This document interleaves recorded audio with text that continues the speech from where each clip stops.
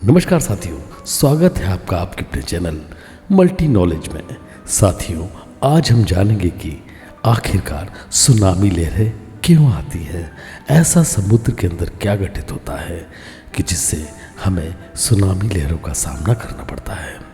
साथियों, बात 26 दिसंबर 2000 की है, जब इंडियन ओशन में इंडोनेशिया के सुमात्रा के समुद्र के नीचे 9.1 से 9.3 की तीव्रता का एक बहुत तेज भूकंप आया, जो कि हिंद महासागर में पूरब की ओर अचानक ही बढ़ने लगा, जो कि हिंद महासागर में पूरब की ओर बहुत ही भयानक रूप से बढ़ने लगा। और इस भूकंप ने इस दुनिया में रिकॉर्ड भी कायम किया, अब तक का सबसे विकराल सुनामी को लेकर आया। तमिलनाडु के समुद्र तट पर दिन में यह सुनामी की लहरें टकरा गई।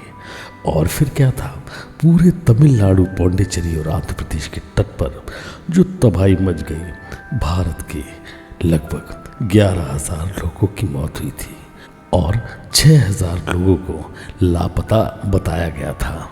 लेकिन तमिलनाडु की ऑफिशियल डाटा के अनुसार भारत में केवल तमिलनाडु के अंदर ही इस सुनामी की वजह से कुल 1 लाख लोग प्रभावित हुए थे।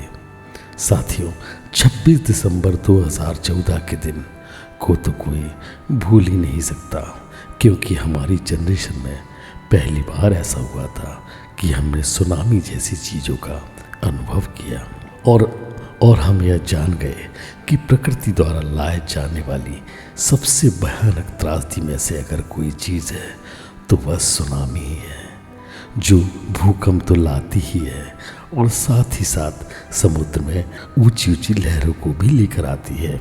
सुनामी लहरें आने के बाद सारे बुद्धिजीवियों के मन में हलचल शुरू हो गई। वह जानना चाहते थे कि आखिर यह सुनामी कैसे आती है, ऐसा क्या घटित होता है जो समुद्र में इतनी ऊंची ऊंची लहरें उठने लगती हैं। फिर क्या था, लोगों ने जानने का प्रयास किया कि आखिरकार समुद्र में ऐसी ऊंची ऊंची लहरें अचानक क्यों उठती है। शुरुआती नतीजों से तो यही पता चलता है कि सुनामी समुद्र के अंदर भूकंप के कारण से ही होता है।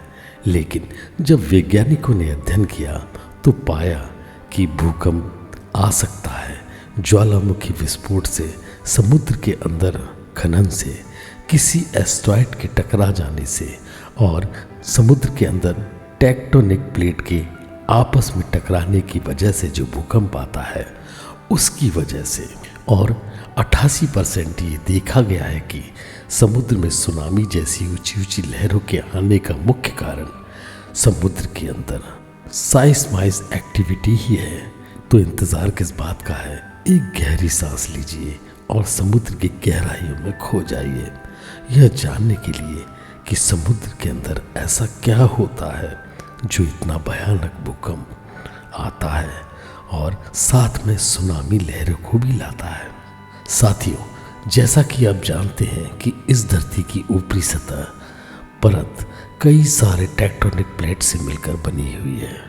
इन्हीं प्लेट के ऊपर हमारे महाद्वीप और महासागर भी स्थित है और यह टेक्टोनिक प्लेट्स बहुत ही धीरे धीरे साल भर में 1 सेंटीमीटर या 2 सेंटीमीटर की रफ्तार से मूवमेंट करती रहती हैं।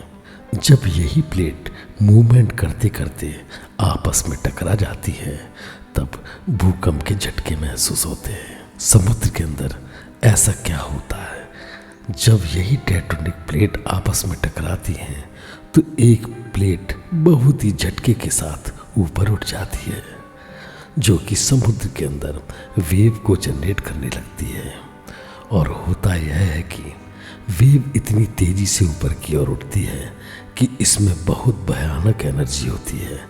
लेकिन चूंकि ग्रेविटी इन वेव्स को नीचे की ओर खींचती रहती है और समुद्र में चारों ओर बहुत ही तेज रफ्तार से, तीव्र इंटेंसिटी के साथ 500 से 1000 किलोमीटर प्रति घंटे की रफ्तार से ट्रेवल करते हुए समुद्र तटों की ओर पहुंच जाती है। साथियों, इसमें सबसे विशेष बात यह है कि जब भूकंप के झटके की वजह से समुद्र में लहरें वर्टिकल मूवमेंट करने लगती हैं तो समुद्र का पानी ऊपर उठने लगता है।